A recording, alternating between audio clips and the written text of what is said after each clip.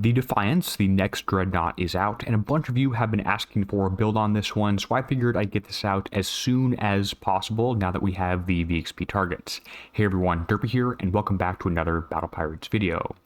In this episode, I'm going to go over a bunch of build options for the Defiance, including one thing I'm not actually 100% sure on and will require some additional testing, which is the countermeasures. But so many of you have been asking, I wanted to get this out as soon as possible.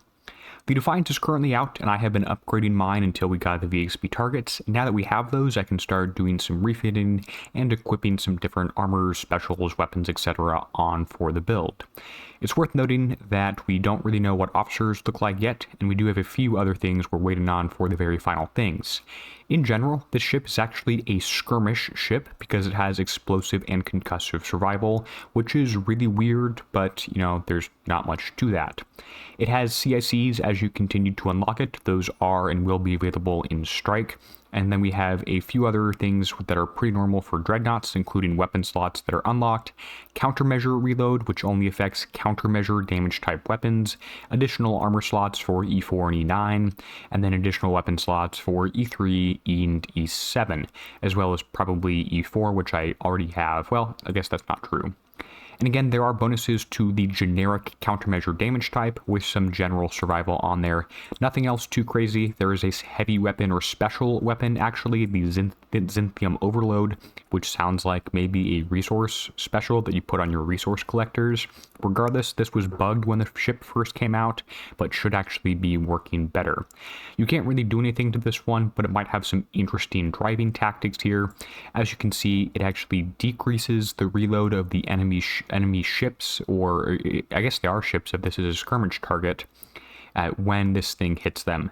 Usually these heavy weapons are more of a gimmick than something useful, but it could be interesting in the raid. In terms of the weapons, let's actually go over those ones first. You have a bunch of different slots that can only be standard, and those are just going to be filled up with rockets. I'm going to show you the regular common rocket, but there are also the legendary ones, which are of course better. Every one of these just basically has a slightly higher damage, 10, 20, 40,000 damage increase on different levels of these ones. Use the highest ones you have. It is a free refit to the upper level if you do equip those on here. Now, the interesting thing with countermeasures and these targets is we know almost for sure that cormorants are going to work, and for that reason, I'm going to put on 4 of those just to get started with really no questions asked. If you don't know, cormorants work against torpedoes, and they also work like gales, and the fact that they can keep shooting multiple times at an enemy or an enemy weapon and will take that down even if it takes 4 hits, whereas anti-missiles work a little bit differently. Now, these are damage type countermeasure here, which is different than anti-explosive or anti-penetrative. The other 2 weapons are a little bit of an unknown. The Kixeye strategy guide is claiming that sprints are going to work. However, I have yet to see conclusive evidence of sprints firing at something in these VXP targets. Again, I'm going to probably release a video later today testing this out myself here with some zooming in and some slow motion and stuff. I'm going to show 2 sprints on here because I think they're probably going to work, but I have actually a little bit of a lack in confidence on those ones. And I guess the advantage of the sprint, and again this is a damage type countermeasure, whereas it's not anti-explosive, which means damage type countermeasure buffs work against this one. This thing takes down rockets, which evade generally, and evade does not work against rockets. If it does, something is a little silly because those should be splash weapons. In general, sprint should work pretty well. The only reason to not use them is if you're basically never hit or always outrun the damage from these ones, which you're probably not always going to do, especially if you auto a little bit. So those are the best weapon specials that we know of today, or best weapons. Now let's go over these specials. The first special you want to use is an engine. It's the one that came out with the ship. By the way, if you filter to bonus combat speed or even search something like combat speed, for instance, the new engine does not show up for some reason, and I could not tell you why. It should. This engine right here, the Intrepid Drive, has bonus combat speed, but if I search combat speed or even just speed, this thing doesn't show up even when it's working properly, which it's not right now. There's multiple bugs on top of each other at once, which makes it really difficult to come up with builds for ships and such when they really just don't work.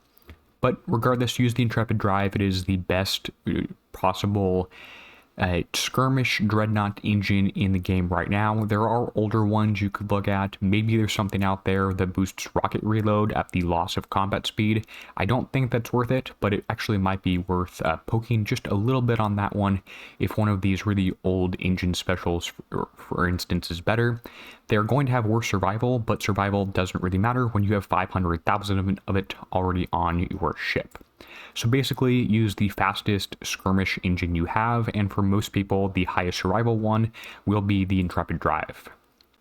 Special slot number 2 is going to be one that came out with the ship, and that is back over to the Blueprint tab. This is going to be the Erasure module. This has rocket reload and explosive damage, and interestingly, it stacks with other rocket reload and other explosive damage specials, making this a fantastic choice with not a lot of alternates or not a lot of substitutes. Next up is going to be another damage special. This is going to be a regular Blueprint special, and this is going to be the multi-pod sonar weapon, interestingly. The multi-pod sonar system right here, which gives splash of 80% and explosive damage. There are better explosive damage specials, like the Desolation Warheads, but unfortunately, that is only Conquerors or Defenders for whatever reason. So this is really the best option out here in terms of explosive damage and splash. You can ignore the sonar stuff completely. That really doesn't mean anything in Battle Pirates in 2025. Next up is another damage special, and this is jumping back over to the limited tab for a garrison special, which is actually going to be, or I guess it's garrison / skirmish. This is going to be the explosive battery because this helps and will increase your explosive damage. Make sure you don't use the penetrative or skirmish or corrosive or whatever. Explosive battery adds 30% explosive damage, which is great. It doesn't really do anything in terms of turrets because there's no buildings in here. So it's possible there's a slightly better special if a few other things are considered, but I actually have yet to find one that does, explosive damage that can stack. You're not really going to find anything out there. Maybe explosive system for splash could be worth it in some world, but I don't think that's the case. So I'm going to add one that is 100% going to work, and that is the pure explosive damage from explosive battery. Again, not for buildings, it's for ships. Now, the interesting thing here with this rocket special is that these rockets have a very high reload of 10, which means that you can actually put a ton of rocket reload on this ship and still have it not hit the minimum salvo reload time of 0.2 seconds.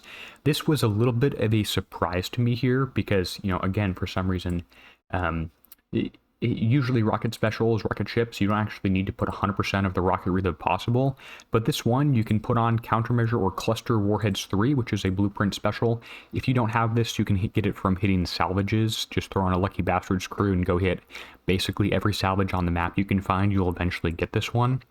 And it gives you plus 400% rocket reload, which is fantastic, and you definitely want to use that one. Again, super powerful, and it's again a very, very useful special.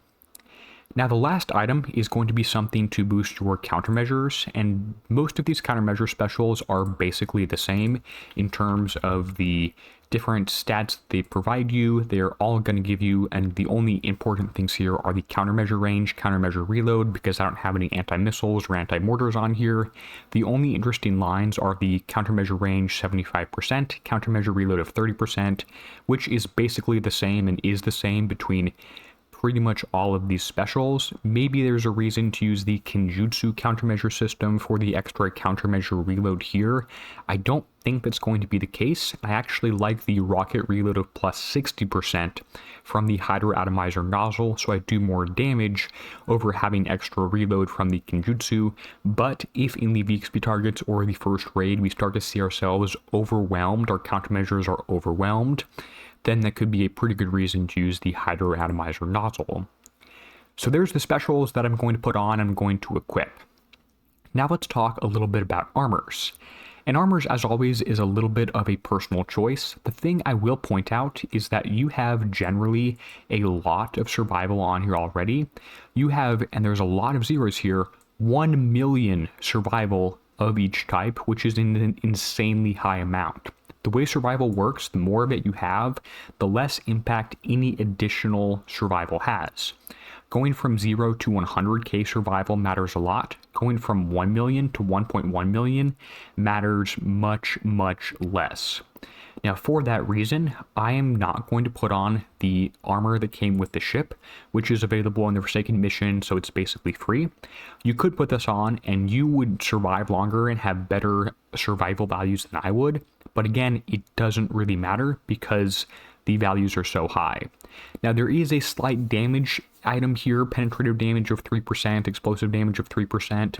If you wanted to, you could go find a garrison armor, which again is not going to be a free refit or free swap out to other things, and you could put on some of these old legendary armors that gives explosive damage of 4% from one of the previous holes that we have, one of the previous dreadnoughts. I don't think I'm going to do this because the damage just doesn't seem that worth it to add 4% or 25%, whatever. That doesn't seem worth it, and instead I'm going to put on a bunch of evade armors. Now, this is subject to change. It's possible that evade doesn't really help in anything in this target. I think that is not going to be the case. I think evade is going to be useful against torpedoes, for instance. But if I end up shooting down every single torpedo, I might actually go back to using the standard armors that came out with the ship. Now, in terms of evade armor, you have two choices. Choice one, do you want to spend most of your time driving or most of your time autoing? If you want to spend most of your time driving, the best option is probably, and again this is assuming evade works, is probably the D5 EV armor. That's because it gives you extra combat speed, which is fantastic for helping dodge things or even just completing the target more quickly. The downside with this one is it adds extra repair time to your ship.